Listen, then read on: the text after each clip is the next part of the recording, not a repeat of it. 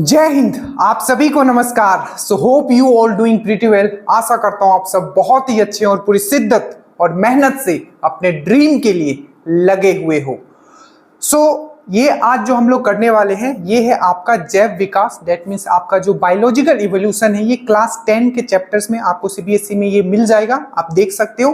But जो as a दरोगा, ठीक है, और आपका जो बिहार पुलिस है उसमें किस लेवल तक क्वेश्चंस आ सकते हैं हम आपको यहाँ करवाते हैं। प्लस एक चीज और आप समझिएगा, जितने भी मैं कंसेप्चुअल वीडियोस आपके लिए यहाँ लाता हूँ, चाहे वो केमिस्ट्री से हो, फिजिक्स से हो, चाहे बायोलॉजी से हो, चाहे बोटनी से हो, बहुत ही सिंप्लीफाइड वे में आपको समझाया जा रहा है। ठीक है, तो जो भी चीज मैं समझाऊं ध्यानपूर्वक सुनिएगा, ठीक है, और नोट आप बना लीजिएगा, क्योंकि अब जो दरोगा का क्वेश्चन है अगर आप देखोगे, ठीक है, तो वो स्टेटमेंट बेस्ड भी रहते, तो आपको समझ भी अब आपको डेवलप करना है। और ये ऐसे टॉपिक्स है जहां आपको एज लेना है ताकि आपका सिलेक्शन श्योर हो पाए। जैसे कि ये देखिए, who gave the theory of inheritance of acquired characters, ये क्वेश्चन आ चुका है पहले, ठीक है, कि अर्जित लक्षणों की वंशागति का सिद्धांत किसने दिया है।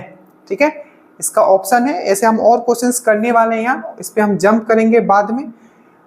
चलिए, तो सबसे पहले हम लोग बात करते हैं, जो हमने कल वीडियो डाला था, प्लीज आप वो देख लीजिए। देखिए, सबसे पहले आपको ये समझना है कि जैविक विकास सिद्धांत आखिर हमें क्यों पढ़ना है। ये बुक में लिखा नहीं रहता, मैं आपसे पूछ रहा हूं। वो इसलिए पढ़ना है क्योंकि आप ध्यान से समझना, हम दैट मीन्स होमोसेपियंस, हमारा बायोलॉजिकल साइंटिफिक नेम क्या है, तो हम लोग एक होमोसेपियंस है। आज हम जिंदा हैं, ठीक है, कोई ये नहीं कह सकता है कि 500 साल भी बाद, 500 साल या मैं 300 साल भी मैं बोल दूं, ठीक है, 300 साल के बाद हम अभी जिंदा हैं, बट हमारे बच्चे के बच्चे के बच्चे, ठीक है, 500 साल बाद या 800 या 1000 साल बाद वो जिंदा रहेंगे ही। आप बोलोगे सर आप ऐसा क्यों बोल रहे हो, क्योंकि एक टर्म आता है आपका नेचुरल सिलेक्शन। दैट मीन्स आपका नेचुरल सिलेक्शन, जिसका जो सिद्धांत दिया था आपका चार्ल्स डार्विन में। नेचुरल सिलेक्शन मतलब प्राकृतिक चयन जिसको बोला जाता है। तो ये जो नेचुरल सिलेक्शन का बात है, और फिर से मैं बोलूंगा इंग्लिश वर्ड पे ज्यादा ध्यान दीजिएगा। एग्जाम, अब मैं फिर से बोलता हूं, लोग इंग्लिश वर्ड को प्रिफेयर कर रहे हैं और इंग्लिश क्वेश्चंस पूछे भी जाते हैं। ठीक है, तो जैसे मैंने बोला नेचुरल सिलेक्शन, तो आपको समझना है प्राकृतिक चयन का बात किया जा रहा है। तो नेचुरल सिलेक्शन का कंसेप्ट आया। नेचुरल सिलेक्शन का मतलब क्या होता है, अभी जो टेम्परेचर है, ठीक है, आप देखते हो 45 48 तक पहुंच जाता है, ये धीरे धीरे हो सकता है टेम्परेचर इस रेंज तक पहुंच जाए। ये एजम्पशन में बता रहा हूं कि हम लोग एज ए ह्यूमन बीइंग हम उसको सहन ना कर पाए, और जो हमारा ह्यूमन रेस है, मतलब हमारा जो ह्यूमन प्रजाति है, वो पूरी तरीके से आगे जाके समाप्त हो जाए। ठीक है, तो इसी चीज को बोलते हैं नेचुरल सिलेक्शन, कि हम नेचर के हिसाब से अपने आप को एडेप्ट नहीं कर पाए। ठीक है, इसका एक एग्जांपल अगर मैं आपके सामने रखना चाहूं, तो आप सिंपल सा, आपने डायनासोर के बारे में पढ़ा होगा। किसी एरा में डायनासोर रहता था, बट अब डायनासोर नहीं है। क्यों? क्योंकि कहा जाता है कि एक रीजन ये भी हो सकता है कि डायनासोर जो था, जो इन्वायरमेंट जो है हमारा, जो हमारा प्राकृतिक है, ठीक है, उस हिसाब से अपने आप को वो ढाल नहीं पाया, इसीलिए उसका खात्मा हो गया। बहुत सारे ऐसे जीव हैं जो इवन जो पिछले 100 साल में ही खत्म हो गए। बहुत सारे ऐसे जानवर आपको मिल जाएंगे, टाइप मारोगे, जो एक्सटिंक्ट हो चुके हैं। ठीक है, और बहुत सारे ऐसे जानवर हैं, एक्सटिंक्ट मतलब जो खत्म, ठीक है, और बहुत सारे ऐसे जानवर हैं जो इंडेंजर्ड है। इंडेंजर है मतलब उनका खत्म होने का चांसेस बहुत ज्यादा है। ठीक है, तो कुछ थ्योरीज दिए गए हैं कि किस टाइप के जीव जो हैं, ठीक है, उनका ऑफस्प्रिंग, ऑफस्प्रिंग मतलब होता है उनके बच्चे, बच्चे के बच्चे जो है वो आगे भी जिंदा रहेंगे। तो उसके लिए कुछ सिद्धांत दिए गए हैं, तो वही सिद्धांत हम लोग पढ़ने वाले हैं। तो आपको समझ में आ गया होगा कि आखिर हम लोग जैविक विकास पढ़ क्यों रहे हैं। ठीक है, तो सबसे पहला इसमें आता है रोल आपका चार्ल्स डार्विन का। जो मैं समझाऊंगा उसको सुनना है, जो लिखा हुआ एग्जाम्स में यहीं से आपका आएगा। चार्ल्स डार्विन का जो सबसे पहला पॉइंट आपको याद रखना है, ठीक है, वो ये याद रखना है कि जो नेचुरल सिलेक्शन का जो कंसेप्ट दिया गया था, प्राकृतिक चयन का जो कंसेप्ट दिया गया था, वो दिया गया था किनके द्वारा, तो वो दिया गया था आपको इनके ही द्वारा दिया गया था, जिनका नाम है आपका चार्ल्स डार्विन। तो सबसे पहला पॉइंट इनका आप याद रखोगे, इन्होंने एक बुक लिखा था जो हमेशा एग्जाम में पूछा जाता है, जिसका नाम है, आपका बुक का नाम क्या है? तो बुक का नाम है आपका ओरिजिन ऑफ स्पीसीज। हिंदी वाला याद मत रखना, ये नाम आपको इंग्लिश में ही याद रखना है। ओरिजिन ऑफ प्रजातियों की उत्पत्ति नहीं हो, आपको ओरिजिन ऑफ द स्पीसीज आपको याद रखना है। तो इन्होंने एक बुक लिखा था, ठीक है, जिसमें इन्होंने विकासवाद का सिद्धांत के बारे में बताया था, इवोल्यूशन प्रिंसिपल के बारे में बताया था, विकासवादी सिद्धांत के बारे में बताया था। उस बुक का नाम था आपका ओरिजिन ऑफ स्पीसीज, पहला पॉइंट। दूसरा, ठीक है, इन्होंने जो कंसेप्ट दिया था, ध्यान देखिएगा, थ्योरी ऑफ नेचुरल सिलेक्शन। तो मैंने अभी बताया थ्योरी ऑफ नेचुरल सिलेक्शन मतलब प्राकृतिक चयन का जो थ्योरी था, जो सिद्धांत था, वो किसने दिया था? तो आपका किसने दिया था? चार्ल्स रॉबर्ट डार्विन ने दिया था। एक क्वेश्चन हमेशा और पूछा जाता है कि theory of survival of fittest, याद रखिएगा मैंने क्या बोला, theory of survival of fittest, ये भी इंग्लिश में याद रखिएगा, योग्यता की उत्तरजीविता, आप हिंदी में भी याद कर सकते हो, बट सर्वाइवल ऑफ फिटेस्ट का जो कंसेप्ट दिया था, थ्योरी, सिद्धांत किसने दिया था सर्वाइवल ऑफ फिटेस्ट का? तो याद रखिएगा, सर्वाइवल ऑफ फिटेस्ट का जो सिद्धांत दिया था, वो दिया था आपका किसने? आपका चार्ल्स डार्विन ने। मैं अभी समझाऊंगा कि इसका मतलब क्या होता है, ठीक है। नेचुरल सिलेक्शन का मतलब तो आप समझ गए, बट याद रखिएगा यही पूछ लिया जाएगा कि जो सर्वाइवल ऑफ फिटेस्ट का जो आइडिया किसका था, ये आइडिया किसका था? ये दो क्वेश्चंस पूछेंगे, ध्यान रखिएगा। आइडिया जो था ये आपका था स्पेंसर, ये एक वैज्ञानिक है, बट जो इसका जो थ्योरी है बेसिकली, ठीक है, वो दिया था आपका किसने? चार्ल्स डार्विन ने। और इस थ्योरी के बारे में उन्होंने अपना बुक जो है ओरिजिन ऑफ स्पीसीज में उसको बताया भी है, ठीक है। अब इनका आखिर थ्योरी क्या था, आप वो समझ लो। पहले तो आपने समझ लिया कि नेचुरल सिलेक्शन थ्योरी, आपने समझ लिया कि अगर अपने आप को आप नेचर के हिसाब से नहीं ढालोगे तो आपका खात्मा निश्चित है, ठीक है। मान लीजिए आज आप 45 डिग्री सेल्सियस में रह रहे हो, ठीक है, हो सकता है कि बहुत दिन का 100 डिग्री सेल्सियस है, क्या हम जीवित रह पाएंगे? शायद नहीं रह पाएंगे हम लोग, ठीक है, अगर हम अपने आप को उस हिसाब से अडेप्ट नहीं कर पाए, ठीक है। आज का तो ह्यूमन बीइंग श्योर है कि जिंदा नहीं रह पाएगा, ठीक है। तो देखिए सबसे पहला इन्होंने जो, ठीक है, इनका जो थ्योरी था उसमें इन्होंने क्या क्या बताया था कि जितनी भी प्रजाति है अगर उनको जिंदा रहना है तो वो क्या करेंगे? सबसे पहले अत्यधिक प्रजनन करेंगे, मतलब वो बहुत ज्यादा बच्चे पैदा करेंगे। दूसरा क्या होगा? बच्चे तो पैदा होंगे। उसके बाद उन्होंने ये बताया कि सीमित संसाधन, स्थान, दैट मीन्स लिमिटेड रिसोर्स और प्लेस, मतलब एक एरिया अफ्रीका का अगर आप मान लेते हो तो वहां क्या है? लिमिटेड एरिया है, ठीक है।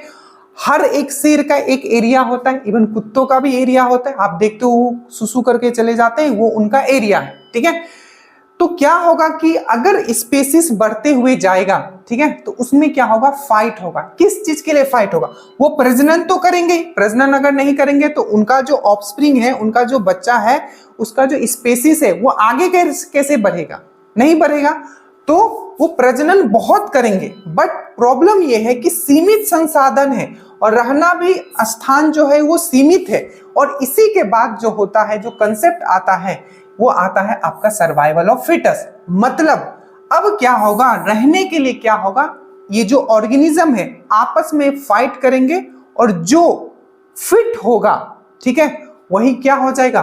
Fit organism possess some variation. इसका मतलब ये है कि जो सीमित संसाधन और स्थान है इसके लिए तो लड़ाई होता ही है। और एक और कंसेप्ट आपको याद रखना है, मीटिंग के लिए भी इन लोग लड़ते हैं। मीटिंग मतलब होता है आपका जो फीमेल मादाओं के लिए भी जो एनिमल्स होते हैं वो फाइट करते हैं, ये भी चीज आपको पता रहना है।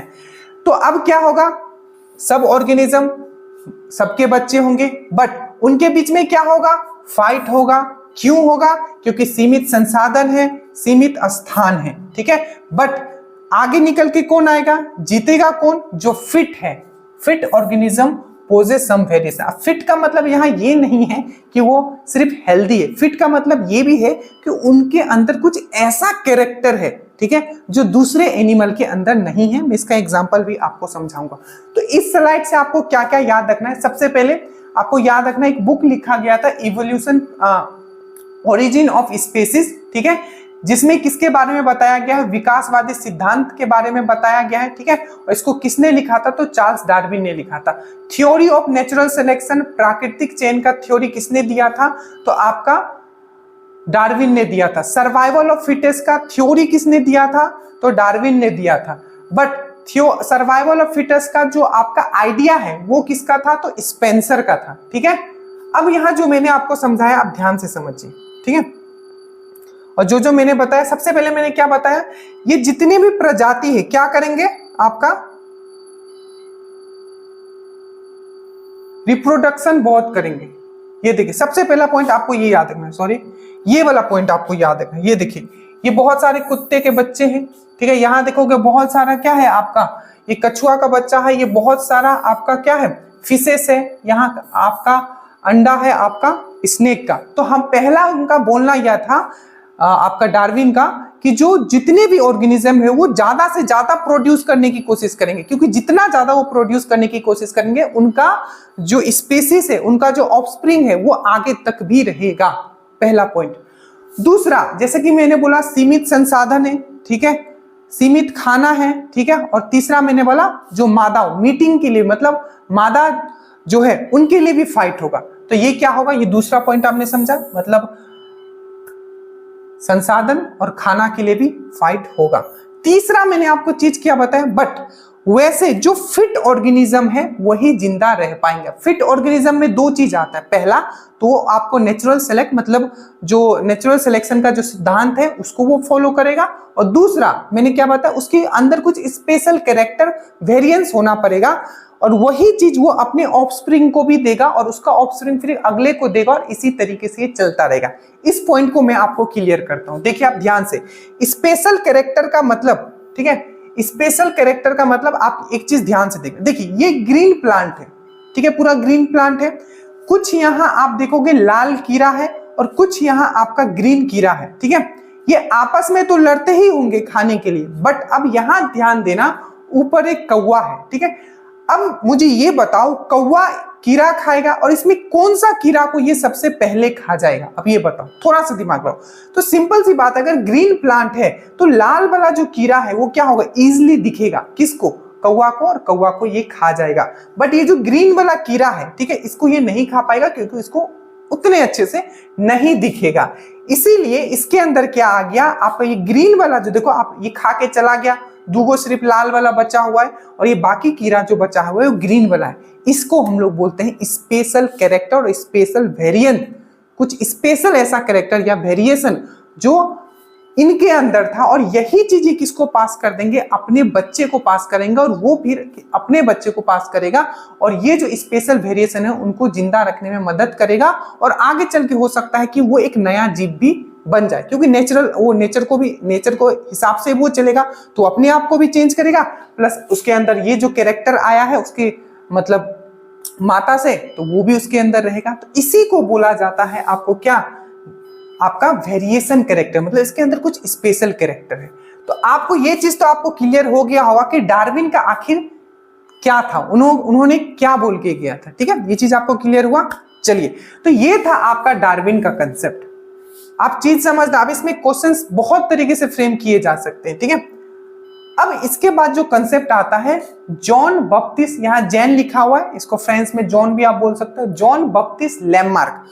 अब इन्होंने क्या बोला, इनका सिद्धांत क्या था, इनका सिद्धांत ये था, पहला सिद्धांत इन्होंने ये दिया कि जिस चीज को अब ज्यादा यूज करोगे, ठीक है, वो चीज मजबूत होता जाएगा, ठीक है, और वो क्या होगा, नए नए रूप में आपको दिखता हुआ जाएगा, ठीक है।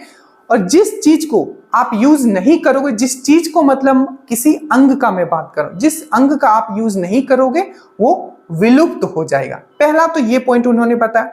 दूसरा पॉइंट उन्होंने जो बताया था वो बताया था आपको theory of inheritance of acquired character, अर्जित लक्षणों की वंशागति का सिद्धांत। इसका मतलब ये था कि जो भी आपके पापा या मम्मी से आपको, जैसे कि इन्होंने ये बताया कि मान लीजिए कि आपका जो फादर है, ठीक है, वो बहुत ही स्ट्रांग है और बहुत ही मसल वाले हैं, तो इनका कैरेक्टर ये था कि अगर जो पेरेंट्स हैं, ठीक है, वो उनके अंदर जो कैरेक्टर है वो डायरेक्टली कैरेक्टर क्या हो जाएगा, वो ट्रांसफर हो जाएगा उनके बच्चे में।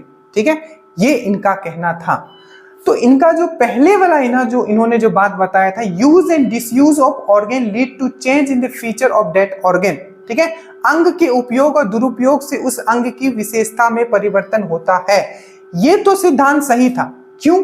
क्योंकि देखिए, जैसे कि सांप, आपको पता है या नहीं पता है, पर जो सांप का जो पूर्वज थे, अभी सांप देखते उसमें हाथ नहीं होता है। ठीक है, बट इनके जो पूर्वज थे वो किस तरीके के थे? तो आपको लिजर्ड, जो आप घर में लिजर्ड देखते हो, गिरगिट देखते हो, जैसे उनका हाथ होता है वैसे ही इनका भी था, बट उनका वो कभी यूज ही नहीं किए, उनको रेंगने के लिए हाथ की कभी जरूरत ही नहीं पड़ी। ठीक है, तो इसीलिए क्या हो गया, वो धीरे धीरे खत्म हो गया। तो ये लैमार्क का था, लैमार्क का जो ये कंसेप्ट था यूज एंड डिसयूज वाला, तो याद रखना ये वाला। ठीक है, यूज एंड डिसयूज, तीसरा नंबर अंग के उपयोग वाला, ये सिद्धांत किसने दिया था? Use and disuse of organ वाला। तो ये आपका लैमार्क था और ये एक्सेप्ट भी किया गया काफी तौर पे। ठीक है, इसका और एग्जांपल अगर मैं दिखाना चाहूं, देखिए जैसे कि यहाँ जिराफ है। जिराफ जब इनिशियली इसका पूर्वजों को देखोगे तो ये उनका गला इतना लंबा नहीं था। ठीक है, बट उनका, ठीक है, जब वो पेड़ पे मतलब पौधे खाते थे तो नीचे नीचे पौधे खाते थे। ठीक है, तो उनका क्या हुआ, वो धीरे धीरे इनका मन हुआ ऊपर बढ़ने का। ठीक है, क्योंकि एक लिमिटेड एरिया है, यहाँ का खत्म हुआ, ऊपर जाएंगे, तो इन्होंने धीरे धीरे अपना गला को ज्यादा इन्होंने यूज किया, जिसके कारण क्या हो गया, इनका गला धीरे धीरे देखते हो कि अब इतना लंबा हो गया। इसका कॉमन सा आप एग्जाम्पल अपने लाइफ में भी लीजिए। आप जिम करते हो, ठीक है, जिम करते हो, मैं ये सब बुक में नहीं है, मैं समझा रहा हूं। ठीक है, आप बहुत बेटर समझ पाओगे। आप जिम करते हो, ठीक है, तो जिस यूज को, जिस मतलब आप मसल वाला करते हो तो आपका क्या हो जाता है, ये मसल बहुत अच्छा। बैक वाला करोगे तो आपका बैक बहुत अच्छा हो जाएगा। तो जिस पार्ट, जिस ऑर्गन को आप ज्यादा यूज करोगे वो विकसित होगा। जिसको आप घर में बैठे रहोगे तो आपका पूरा ऑर्गन धीरे धीरे काम करना, धीरे धीरे काम करना ही बंद कर देगा। ठीक है, तो यही था। जैसे कि आप ऑस्ट्रिच देखोगे, ऑस्ट्रिच क्या है, एक फ्लाइंग लेस बर्ड है, मतलब ये उड़ नहीं सकता है। उसी तरीके से ईमू, ये दोनों नाम याद रखना, एग्जाम में पूछा गया, ऑस्ट्रिच एंड ईमू ऐसे बर्ड होते हैं जो उड़ नहीं सकते हैं। ठीक है, क्योंकि ये बहुत तेज दौड़ते थे और इस चक्कर में क्या हुआ, ये उड़ना ही छोड़ दिए। और जब ये उड़ना छोड़ दिए तो इनका जो डेवलप होते होते होते होते आज के समय में ऐसा आ गया कि ये उड़ ही नहीं सकते हैं। तो ये जो कंसेप्ट था use and disuse of organ का, ठीक है, अंग के उपयोग और दुरुपयोग का, ये कंसेप्ट क्या था, ये एक्सेप्ट हो गया। ठीक है, बट इन्होंने जो पहला कंसेप्ट दिया था, theory of inheritance of acquired characters, ये एक्सेप्ट नहीं हुआ। ये इनका ये कहना था, क्वेश्चन डायरेक्टली पूछा जाएगा कि अर्जित लक्षणों की वांछित सिद्धांत किनके द्वारा दिया गया था। ठीक है, ये बेसिक क्वेश्चन अब पूछ लिया जाएगा, क्या है तो फिर स्टेटमेंट बना दिया जाएगा। तो इसमें इन्होंने ये बताया कि अगर किसी का माता, ठीक है, पिताजी अगर बहुत ही स्ट्रॉन्ग है, मसल वाले हैं, तो उनका बेटा भी मसल वाला ही पैदा होगा। बट ये ट्रू नहीं है, क्योंकि ये जो डिपेंड होता है, इन्होंने एक वर्ड यूज नहीं किया था, जीन। जीन जो वर्ड है, अभी तक हमने कभी जीन का बात नहीं किया, ना डार्विन में हमने किया, ना लैमार्क में किया। ये आगे चलकर जीन का कंसेप्ट आता है। ठीक है, तो ये जीन पे बहुत मायने रखता है कि आपका बच्चा कैसा होगा। ठीक है, तो ये डायरेक्टली आप नहीं कह सकते। जैसे कि देखो, आपका सचिन तेंदुलकर क्या है, क्रिकेट खेलते थे, पर उसका बेटा जो है अभी बॉलिंग करता है। ठीक है, सलमान खान का बहुत बॉडी है, पर जरूरी नहीं है जब वो शादी करेगा उसका बच्चा होगा तो उसका भी वैसे ही बॉडी के साथ वो पैदा होगा। तो ये डिनाई कर दिया गया। ठीक है, बट ये यूज एंड डिसयूज वाला जो है ये वैलिड माना जाता है। बट उससे मतलब है, हमें याद रखना है, पहला पॉइंट क्या याद रखना है लैमार्क में, कि उन्होंने एक बुक लिखा था, कौन सा, तो फिलोसोफिक जोलॉजिकी। ठीक है, तो फिलोसफी जोलॉजिकी जो बुक है ये किनके द्वारा लिखा गया है, ओरिजिन ऑफ स्पीसीज किनके द्वारा, डार्विन के द्वारा। बुक फिलोसफी जोलॉजी किनके द्वारा, तो लैमार्क के द्वारा। इन्होंने कौन सा कंसेप्ट दिया था, use and disuse of organ. ठीक है, मतलब आपका कौन सा theory of inheritance of acquired characters, अर्जित लक्षणों में वंशागति का सिद्धांत इन्होंने दिया था। उसके बाद दिया था अंग के उपयोग एवं दुरुपयोग से उस अंग में जो परिवर्तन होता है, ये सब दिया था। किनके द्वारा है, तो इनके द्वारा। और इनका एक याद रखें, एक साइंटिस्ट थे जिन्होंने इनका अगेंस्ट, मतलब इन्होंने जो दिया था, क्योंकि ये वाला चीज फॉलो नहीं हुआ था, तो ऑगस्ट विसमैन याद रखना। ठीक है, ये इनके अगेंस्ट थे, मतलब इन्होंने स्ट्रांगली बोला था कि इन्होंने जो दिया है वो गलत है, वो पूरी तरीके से वैलिड नहीं। तो ये था, आपको सिद्धांत इनका समझ में आ गया होगा। ठीक है, ये नीट में भी पूछा जाता है। ठीक है, मैं आपको बहुत बेसिक में और मतलब ऐसा ट्राई कर रहा हूं समझाने के कि ताकि कॉमन लैंग्वेज में आपको समझ में आ जाए, ठीक है। उसके बाद आपको एक आते हैं कार्ल लिनियस। ये बहुत ही इंपॉर्टेंट पर्सन है as a exam point of view. इनका नाम आपने पहले भी सुना होगा। सबसे पहले इनका सिद्धांत ये था, इन्होंने भी क्या क्या सपोर्ट किया। जो दोनों सिद्धांत आपने सुना, इन्होंने क्या सपोर्ट किया, इन्होंने बस इतना कहा कि जो भी आज स्पीसीज देख रहे हो, जैसे कि हम आपके सामने खड़े हैं, तो हम ऐसा, मैं ह्यूमन बींग्स, ठीक है, होमो सेपियंस, ऐसा नहीं है कि ये आज पैदा हो गया है, इसका पूर्वज था, ये पूर्वज से इवॉल्व हो के आज इस स्थिति में पहुंचा है। तो उन्होंने भी इस विचार का भी समर्थन किया कि कोई भी प्रजाति, ठीक है, नई नहीं है और प्रत्येक प्रजाति किसी न किसी पूर्व मौजूदा प्रजाति से उत्पन्न हुई है। तो उन्होंने ये कहा था जो मैंने आपको समझाया।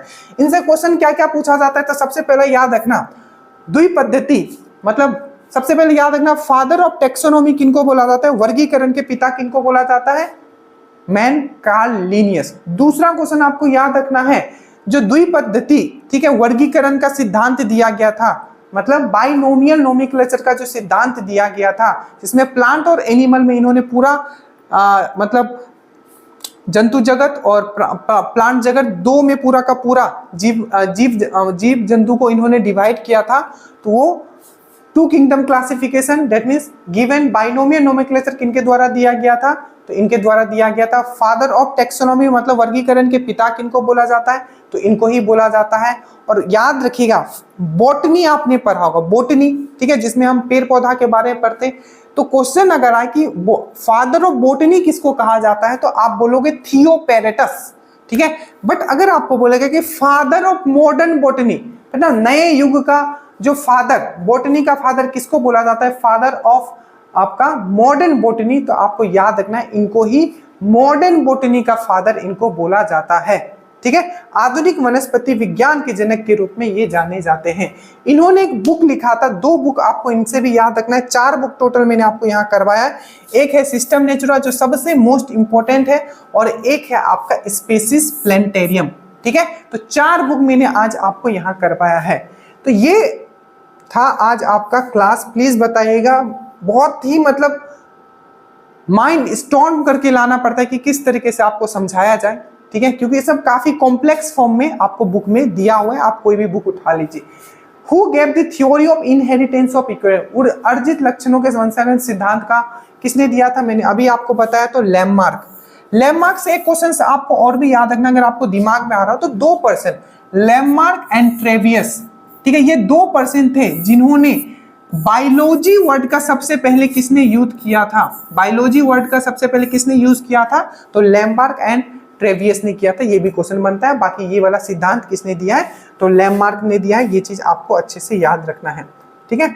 दूसरा मैंने यहाँ आपको बताया है, देखो यहाँ सब लोगों ने गलती किया था, हमने पोस्ट डाला था, ठीक है, प्लीज आप लोग जुड़ जाइएगा, नीचे लिंक होगा, ठीक है।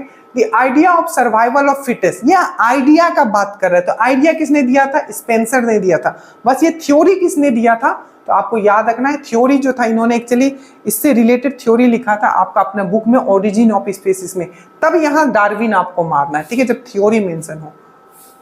उसके बाद आपको यहाँ है कि which of the following scientist propose the theory of evolution, ठीक है, निम्नलिखित में से किस वैज्ञानिक ने प्राकृतिक चयन द्वारा विकास का सिद्धांत दिया था, तो वो डार्विन ने दिया था। एटलीस्ट में आज तक आपने कहीं भी पढ़ा होगा, ठीक है। अगर आपने इस वीडियो को पूरा देखा है तो आप एक नया चीज आपके अंदर फील कर रहे होगे, नया चीज आज आपने सीखा है। So thank you so much. आपका सपोर्ट इंपॉर्टेंट है, आपके कमेंट्स इंपॉर्टेंट है। जो भी मैं यहाँ रख रहा हूँ, मैं again I am telling guys, ये किसी बुक में इस तरीके से पढ़ाया नहीं गया। हम बहुत मेहनत कर रहे हैं ताकि चीजें आपको इजी लगे, और जब चीजें आपको इजी लगेगी आपको पढ़ने में भी मजा आएगा। So thank you so much for joining dream dose. जय हिंद।